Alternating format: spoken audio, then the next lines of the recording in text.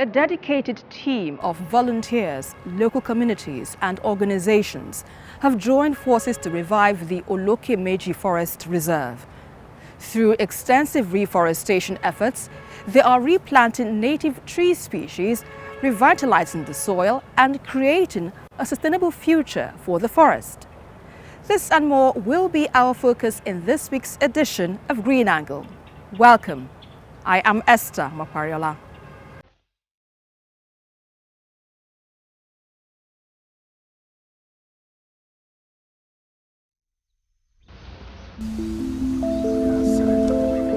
Forests, the lifeblood of our planet. They are not only a source of awe-inspiring beauty, but also crucial for preserving Earth's biological diversity, enhancing ecosystem stability, and mitigating environmental degradation and climate change. However, these vital ecosystems are under threat.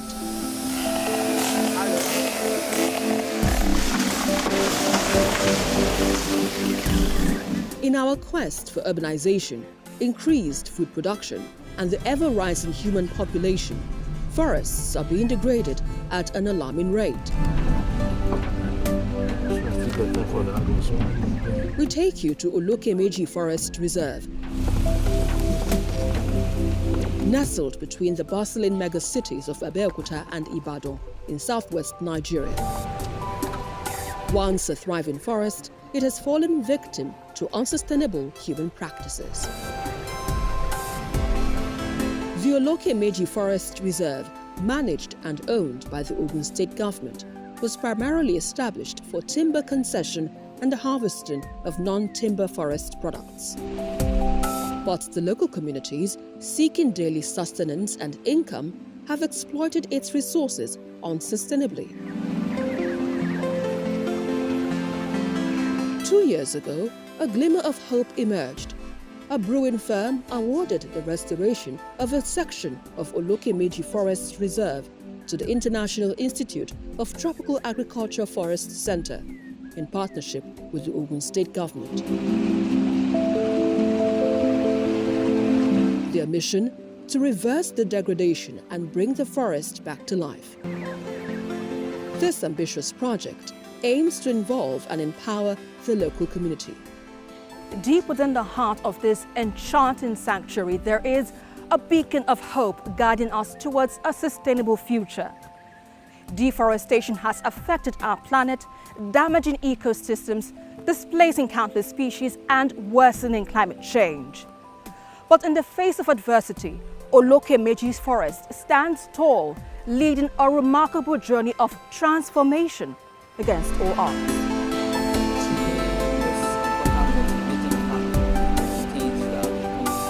Adewale Awoyemi, a project manager of the initiative, explains how they are fostering community participation and the sense of ownership.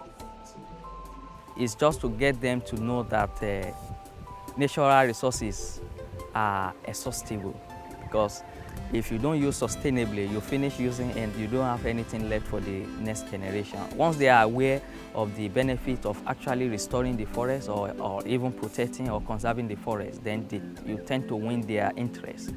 It's more difficult because the host communities are more or less like agrarian societies where they practice annual cropping, which is very, very difficult, which is not so good for biodiversity conservation, because you farm here this year, then you need fertile land next year, which is a little bit challenging. So trying to change the mentality of people from that perspective is a little bit challenging. We have done it in such a way that we try to distribute opportunities. We have the community chiefs, you have the market women group, you have the youth group, you also have the hunters, you have the farmers. You have to take all this care into consideration. We also organize some sensitization workshops for these people. One which we did and was very successful was training about fire prevention. It's beneficial to everybody because people set fire. It not only affects the forest crops but also their food crops. And as you know, IITA, International Institute of Tropical Agriculture, is renowned for agricultural research in Africa. And then in doing that, one uniqueness about our institute is the development of good varieties of, of crops. So in the olden days, what you would need maybe 5 hectares of land to get as farm produce. With our improved varieties, with just by cultivating 1 hectare, you could get that. That's one aspect, and we are introducing that into the vegetable production. So with a small area of land, you could get a bountiful harvest.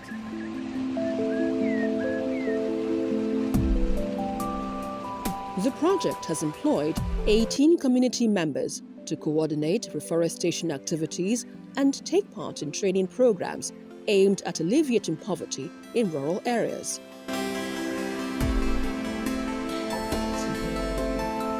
They are also raising seedlings in the project Nursery, with over 78,000 seedlings of 64 different native tree species planted since the project's inception in March 2021.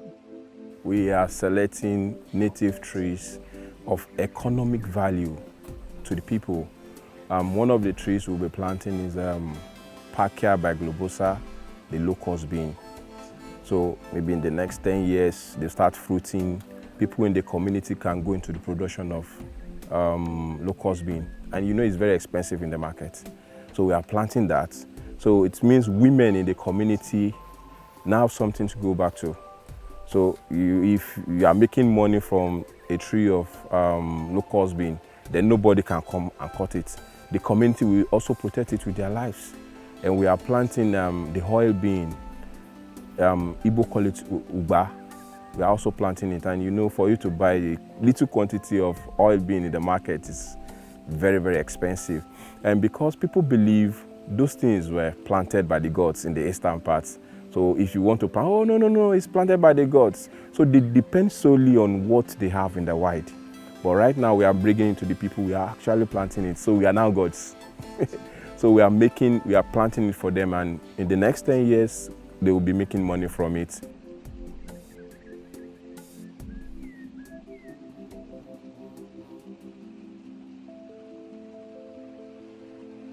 You realize that there are some vegetables which are peculiar to the people in the southwest, like worowo, bagba. These are very expensive vegetables, but then we are teaching them out. It's not because it's because you have limited supply, and that's why it's expensive. Now, if you are giving them this training, then that will be a source of livelihood to them. Then there's no need. If you have your vegetable garden, there's no need for you to go to the forest and cut down trees. Sometimes we ask people, don't cut down trees. Are you giving them something in return? So that is what we are actually doing.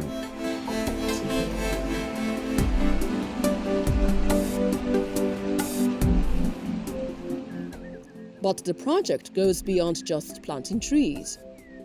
It aims to educate the local communities about the importance of forest conservation and sustainable practices. Poverty is a key factor, because people say, okay, natural resources or forest trees are God-given and inexhaustible, so Wale or nobody should control their rate of exploitation. This kind of belief and perception needs to change. So, and part of our main activities there is actually changing the perception of people that you could actually benefit a lot from forests without actually cutting down the trees. And in addition to the vegetable production, we will incorporate it in some sort of agroforestry system in such a way that even if you are planting your food crops, you are planting forest trees that will be beneficial to biodiversity, that will generate income and improve rural livelihood. So we need to do that. There are lots of reforestation projects ongoing in the country. Like I used to say, it's one thing to plant trees, it's quite another thing for you to maintain it. Anybody can plant trees, but you need expertise, you need to follow up, you need to maintain the planted trees. You first of all dig your what? Your hole to 2 centimeters deep. Even school children are actively involved through school conservation clubs established in the area. If I build my own house, I would like to plant some trees, for example, like mango trees, cashew trees, to protect my house from the winds. Sometimes as parents, if you want to talk to another adult person, the way to get to them is their children. You know, we have what we call school conservation clubs. Some of the students here in this community, what we've done is that we took them out of this community to RITA, a lovely campus, to come there and see the beautiful environment. You know, they were very excited, and we told them, see, you can make your environment as beautiful as this. They are the ones that will go back home, talk to their parents about it. And you know, once we go out, and oh, good morning, sir. The parents will come and meet us. This is what their children told them. Oh, yes, it is right. We explain further. So we are using the kids, the children, the school children as a tool for change in this community. And that is one of the ways we are also doing. Then as regards the beekeeping, when you have a bee, beekeeping is like a non-timber forest product. But you can't keep bees without having your forest. And when you have bees, it helps to increase your farm yield because they are actually pollinating agents. In some countries in the world, like I think in Africa and Egypt, as a beekeeper, a farmer will come to me, pay me, I'll take my bee hive to your farm just to help you pollinate. And once that is done, I just take my hive back to my farm and I will get money from you. The Olokemeji Forest Reserve and its reforestation project stand as a testament to the power of collective action and the resilience of nature. This resurgence will support the presence of diverse flora and fauna, creating a harmonious ecosystem that benefits the Olokemeji community and the entire landmass.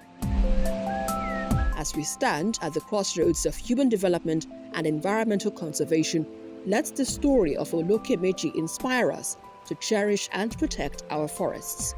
For in their preservation lies the key to a healthier planet, a thriving ecosystem, and a brighter future for generations to come. Green Angle returns in just a moment. Stay with us.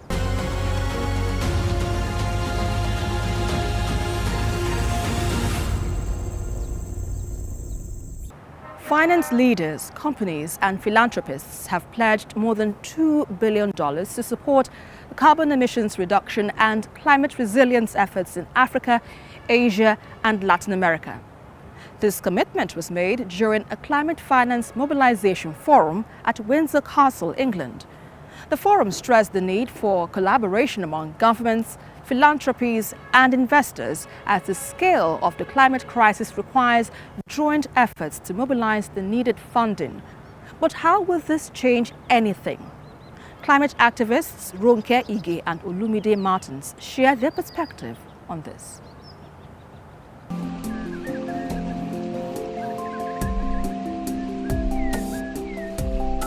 There's a case around criminal activities that are historical, lands that have been degraded, lives that have been lost, and all of those other losses.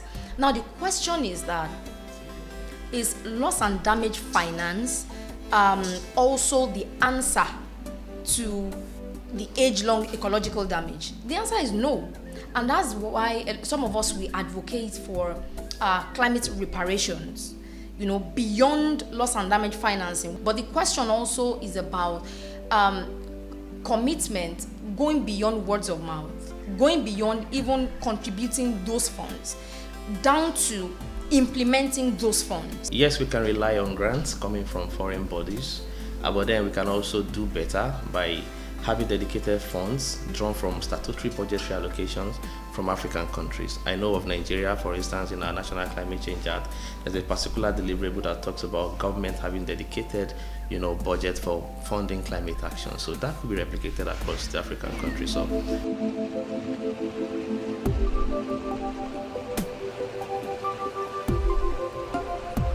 the language of climate is still really bogus and too technical, such that even as experts, when we talk about it, we are speaking over people's heads, so they don't get it. So some of the urgent things I think we need to start doing would be to reach more, if you have not been doing it before, into frontline communities, to talk to them, train them on what they can do in the meantime to adapt, you know, to build resilience. And what do I mean?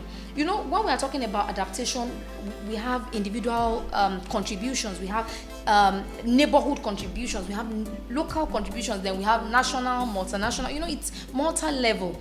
But people need to know what they can do in their own spaces.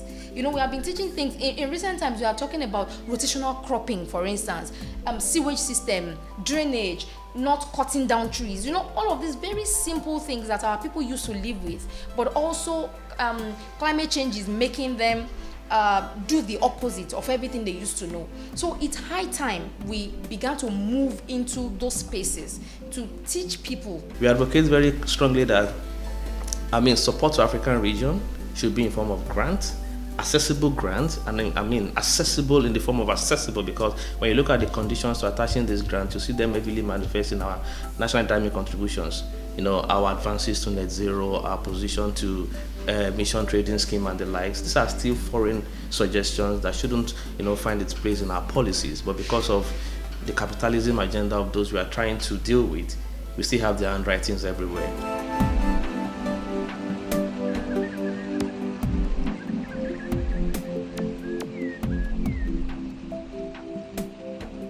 There are conversations around adaptation and then mitigation, and naturally these are the issues that climate finance ought to address. So I expect the African continent, the African region, to do more when it comes to mitigating the crisis of climate change. So efforts should be geared towards ameliorating the concerns of those who are affected by climate crisis, particularly those in the frontline communities, those whose ancestral homes now are gone because of heavy presence of corporations that are triggering emission, causing climate change that we experience today. So effort should be made towards giving them succor, giving them support, and also into agricultural, support as well. But I think what should be first is mobilizing the people who are impacted, educating them, talking about homegrown solutions, because what I have found in the course of this work is sometimes the solutions we need or the answers we need actually reside within us. When you go to communities, the community is usually a reservoir of historical knowledge, experiential knowledge. In terms of even while finding solutions, you ask the people, what have you suffered? How do you think we can move on? So when we talk about innovations, we often exclude the people, thinking that innovation is an exclusive of the elite or the technical guys, but it's not always so. So what I would really love to see government do more, even the private sector, is to go back to communities to say, how can we innovate? When we talk about building resilience, when we talk about mitigation, adaptation, what does it mean to you? How can we begin to build or at least work around organic solutions that are also tailored to specific community needs? Human activities have been identified as the primary cause of climate change, resulting in various problems such as increased flooding and, in severe cases, drought. In Nigeria, numerous communities located in low-lying areas frequently face the challenge of devastating floods that destroy homes and displace hundreds of people. Our next report examines the impact of this climate change phenomenon on a section of a Lagos community and explores how the affected individuals are adapting to this new reality. In recent weeks, major cities across the country have been experiencing flash floods due to heavy rainfall. The National Emergency Agency has issued an alert warning residents in states susceptible to this disaster and urging those living in low-lying areas to relocate to higher ground.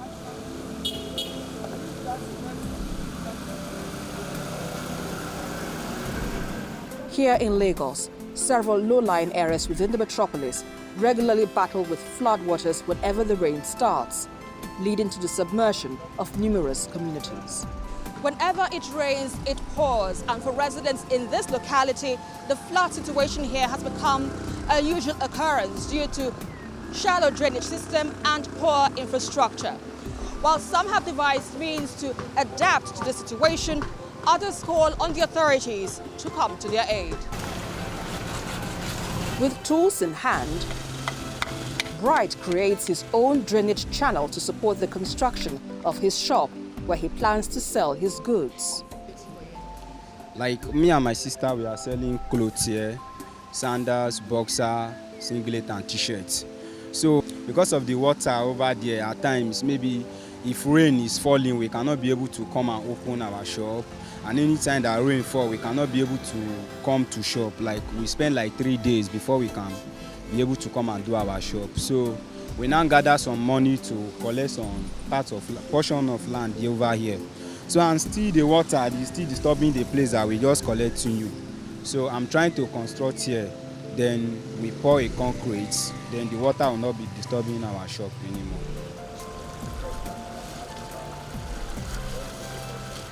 This water is so. Many people so if you don't can say if you car say sometimes car say they sink for that place. Maybe say they no go fit start. If me I don't experience, maybe say my car sink for that place. Maybe say na push. Maybe say go push. Come on. If more than way, most of people, more than people, understand. But what thing is say I don't know when I got and when I road to, but make if not government anybody will be say if he help us help people around here. But then if you do something around this place. So this kind of water is giving us a headache, especially when we are working. 2 days, yesterday, today, yesterday, we never work. And I'm paying the workers for not working. So if there's anything that government will do for this road, then should do it.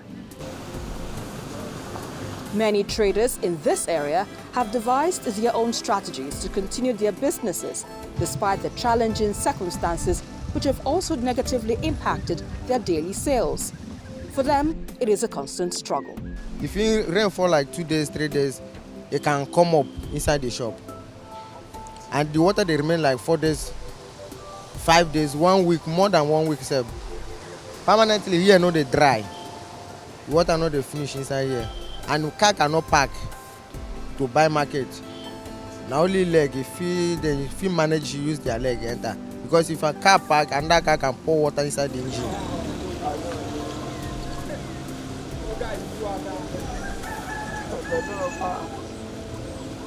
Tí òjò bá rọ̀, a ní challenges omi tó pọ̀ gan. Bẹ̀tà wa gangan tá nílùú, a dúró, a máa ń kó kọ́tà, a máa ń kó kànáà wa ní gbogbo ìgbà bẹ̀tì ìrànlọ́wọ́ tá ní ìdí nísìn kànáà yẹn ó ti pọ̀ ju tiwa lọ láti lè afford láti kó fún owó ní nọ́mbẹ̀. À ń bẹ ìjọba Lagos State Babájídé Sanwó-Olú kí Ọlọ́run Elédùmarè tó ti ń fún ṣe bọ̀ kó túnbọ̀ máa fún ṣe lọ. Kàn á help wa lọ́rọ̀ gbogbo kànáà méjèèjì tá ní bí. We have only 2 canal. One is in our boundary between Osapa and Ajiran. One is our boundary between Jakonde, Shoprite, Gbara, Mayegun, Igbo Efon, nǹkankan. Àjọ ní boundary canal yẹn, but canal kan náà ni gbogbo wa jọ ń lò. So canal yẹn ti dí. And a fẹ́ kí ìjọba Lagos State kàn gbé commissioner dìde. Kàn wá wo gbogbo canal yẹn báwọn èèyàn ṣe kọ́lé káàkiri. Bóyá òun ló ń fà tómi yẹn fi ń lọ tí ò fi lọ jáde sí ọ̀sà tóró mi ò lọ rárá. However, the government states it is actively working towards addressing some of these concerns, but it emphasizes that it requires collective efforts from all stakeholders. In a nutshell, we've mapped out our channels, we're lining our channels, and we're maintaining them. But we're not now stopping at that. In my last, I said that our channels have got the capacity to carry what is coming in. What we have designed is what is intentionally acceptable. You design for channels that will take maybe like 30%, 40% runoff. But what we generate in Lagos is like nearly 100% runoff. Because the water cycle requires, I'll keep saying this, we need to educate ourselves that everybody needs to solve this flooding challenge. Everybody in your house. God has created a natural drainage system called the water cycle. When rain falls, half of that, 50% is supposed to go into the ground. The ground is supposed to be the biggest drainage infrastructure. It's a sponge. It's supposed to soak up. The foliage is supposed to be another storage element to hold up another 40%. So runoff should be like 10%. But because we have all cut off the trees, we've taken away 40% of storage, we've sealed the ground, taking away another 50% of infiltration. What we have is that we're now throwing out 100% of runoff into the public space. No channel can have that capacity. So we are now taking it a step further. We are introducing what we call sustainable urban drainage systems. Not just providing the infrastructure, it has to be a process, a system that has to be there all the time. So what we're doing is we are trying to create that natural dynamics artificially. Old houses that have been constructed and have sealed their compound, please create a place in your compound where you can dig a hole for water to go into the ground. If all of us in the state can take the water out of the public space, we'll solve the flooding problem. But it is the convergence of runoff from my house, your house, all the houses onto the street that goes to the most downstream that causes the flooding.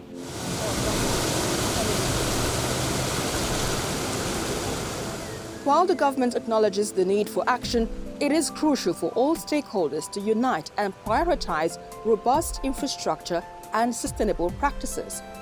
By working collectively, we can mitigate the effects of climate change and build a more resilient future for all communities affected by these environmental challenges.